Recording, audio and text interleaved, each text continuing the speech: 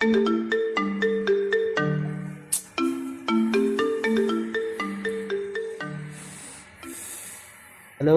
হ্যাঁ বল। দরজাটা খোল, আমি তোর ঘরের বাইরে। চুপ।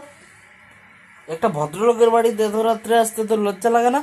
আরে ভাই, 8টা বেজে গেছে। ও, 8টা বেজে গেছে। তাহলে তুই চলে এসছিস বল। হ্যাঁ, তা তুই এক কাজ কর, তুই চলে যা। দরজাটা খোল, নাহলে খুব খারাপ হবে।